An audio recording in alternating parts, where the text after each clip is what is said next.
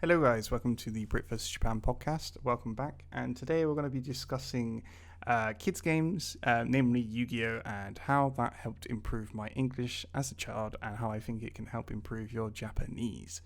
And this is an interesting topic, one that I wanted to sort of make a video about, but then I figured to myself it's not really worth a video. It's something that I think wouldn't do very well on YouTube.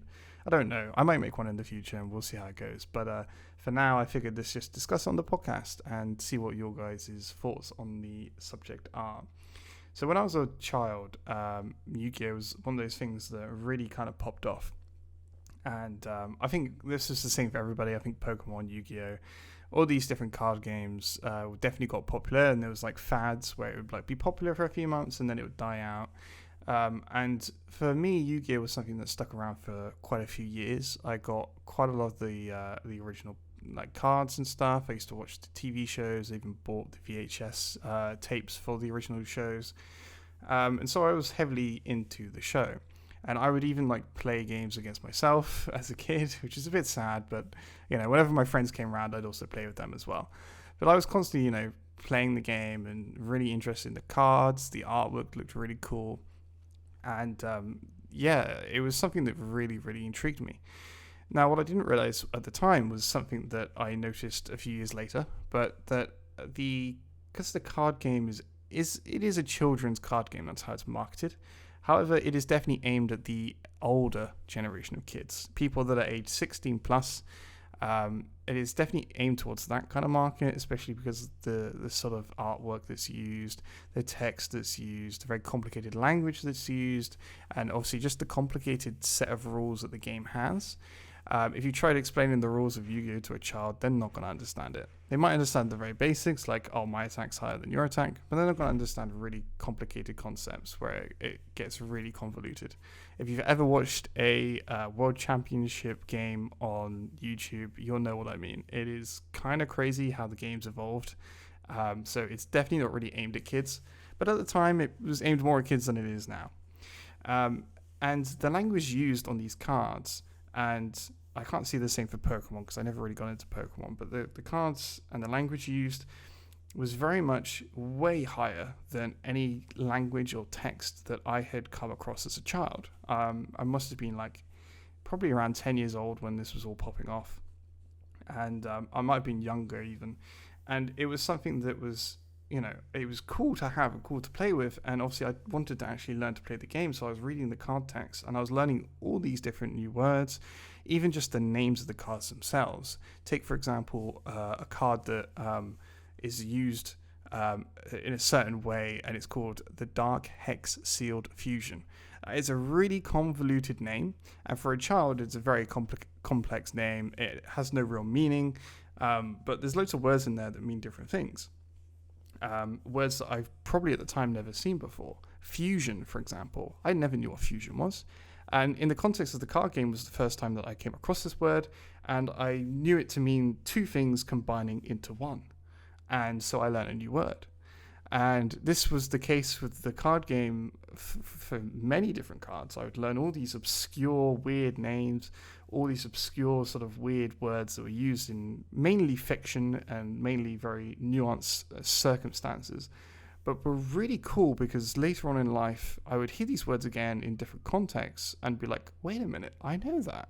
And I'd relate it back, and I'd realize that, the creators of Yu-Gi-Oh would use these words in context of special like lore, for example, like the sphinxes of Egypt and stuff.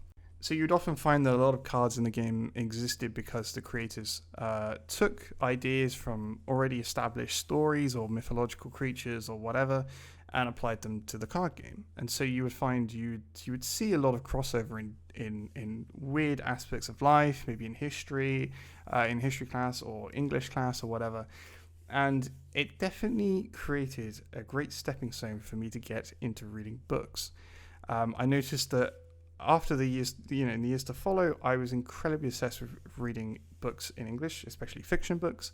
I used to love reading, and I used to basically before I go to bed, I would sit in bed and I would read books for like 3 hours before I eventually fell asleep. It was something that I absolutely loved doing, I absolutely adored doing. And because of that, I ended up getting really high grades in English class.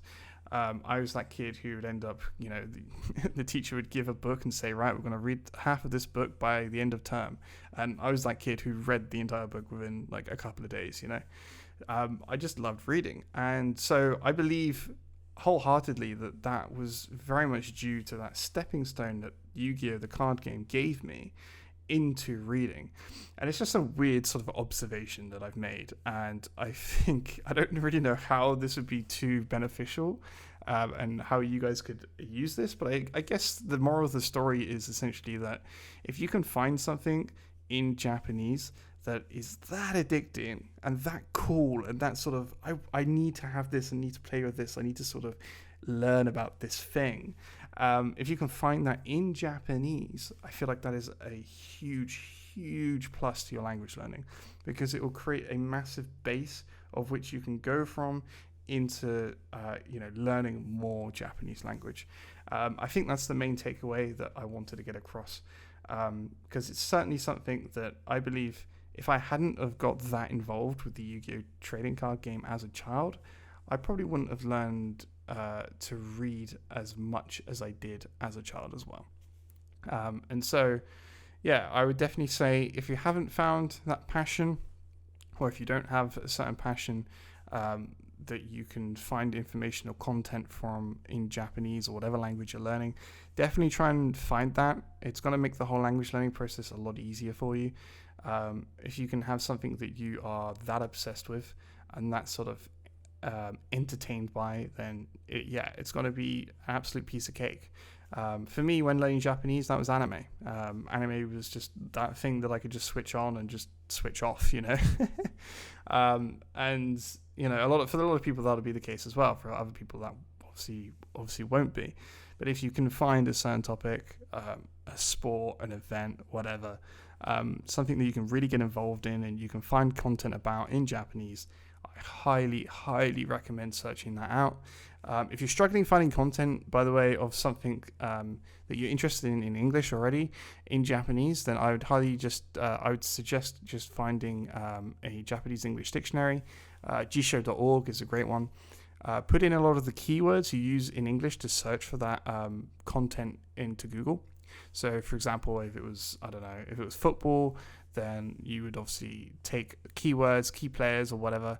You either convert their names using Google Translate, or search for actual keywords, words that actually exist, into jisho.org, get the Japanese equivalent, and then Google that and start finding websites that are about that topic. And so, that's essentially what I would do. And I really highly recommend finding that something that will just keep you obsessed with Japanese for the first bit of your language learning, because it's something that's very helpful, especially in the beginning stages, just to keep you going and so that you can learn more Japanese later on down the road and just add it onto that base, if that makes any sense.